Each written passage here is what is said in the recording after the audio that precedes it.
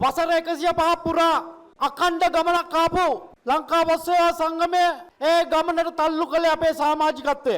1920 මානවර ප්‍රදේශයෙන් ආරම්භ කරපු ලංකා බස් සේවා සංගමය ලංකා ඉතිහාසයේ අඛණ්ඩව අවුරුදු 105ක ගමනක් ගිය දීර්ඝ සංගමයක් බව අපි කිව යුතු නැහැ. එවන් සංගමයකට නායකත්වය දෙන්න ඒ පාරවල් එලිපෙහෙලි කරපු නායකයින්ගේ අඩිපාරය පියමින් තවත් අවුරුදු 105ක් ඉස්සරහට මේ සංගමය රැගෙන යාම අපේ යුතුයකම. ඒක අපේ වගකීමක්. එහිදී අපිව ඒ ගමනට තල්ලු කරන්න පුළුවන් වන්නේ එකම පිරිස අපේ ආදරණීය සහෝදර සහෝදරියන්. අපි ආඩම්බර වෙන්න ඕනේ මේ ලංකා බස් සේවා සංගමයේ සමාජිකත්වය ලබා ගැනීම පිළිබඳව. අපි ආඩම්බර වෙන්න ඕනේ මේ සංගමයෙන් ලබා දෙන වරප්‍රසාද භුක්ති විඳින්න පුළුවන් වීම පිළිබඳව. මම දෙයක් කිව යුතුයි මේ මොහොතේ අපි ලබාගත් සියලු වරප්‍රසාද වැටුප්ද තනතුරු නාමද අතුළු සියලු දේවල් ගරු අමුතුමා කිව්වා වගේ හාම්පුතුන් බලංගෙදක් දුන්නේ නැහැ. අරගලයකින් වර්ජනයකින් දිනාගත් සියලු දේවල් දිනාගත්තේ මේ ලංකා බස් සේවා සංගමයේ මූලිකත්වයෙන්. නායකත්වයේ දුන්නේ ලංකා බස් සේවා සංගමය. අපේ යුතුයකමක් තියෙනවා මේ සංගමයේ වටා ඒකරාශ වෙන්න. මේ සංගමය මේට වැඩිය ශක්තිමත් කරන්න. තව දිගු ඉතිහාසයක්, තව දිගු අනාගතයක් අපිට නිර්මාණය වෙයි. අපිට තියෙන එකම දේ අපි ලබාගත යුතු දේ සංගමයක් මුල් කරගෙන ඒකරාශ වීමෙන් ලබා ගන්න අපිට පහසුයි. අපි තනියම ගිහින් ඉල්ලුවොත් අපිට කිසිම දෙයක් ලැබෙන්නේ නැහැ. විටින් විට අපේ ඉතිහාසවල අපේ පසුබෑම් දැකලා තියෙනවා. නමුත් අද අපි ජාග්‍රහී ඉදිරිකමට කරලා අවතීර්ණ වෙලා තියෙනවා. කියන්න සන්තෝෂයි. අවුරුදු 3කට සැරයක් අපේ වැටුප් වැඩිවීම කරගන්නවා නම් අපි අවුරුදු 3ක් ඉස්සරහා හිතලා ඒකට අවතීර්ණ වෙන්න වෙනවා. ශනික තීන්දුව අපිට ගන්න බෑ.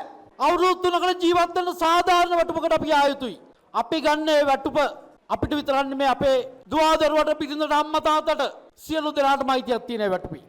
ඉතින් එහෙනම් අපි සාධාරණ වැටුපකට තල්ලු වෙ යුතුයි. මම විශ්වාස කරනවා මෙවර සාමූහික ගිවිසුම ජාග්‍රහී ලෙස අවසන් කරගන්න අපිට හැකියාව තියෙයි. ඒකට අවශ්‍ය සියලු ශක්තිය අපේ සහෝදර සහෝදරියන්ගෙන් අපිට ලැබෙන්න ඕනි. මටවත් ප්‍රධාන ලේකම් සහෝදරයටවත් අපේ භාරකාර මණ්ඩලයටවත් ඒක කරන්න බෑ තනියම. සියලු ශක්තිය ඔයගොල්ලන්ගෙන් ලැබෙන්න ඕනි. මම විශ්වාස කරනවා තව සතියක් හෝ දෙකක් ඇතුළත අපේ සාකච්ඡා අවසන් කරලා සාමූහික ගිවිසුමට එළඹෙන්න පුළුවන් වෙයි කියලා.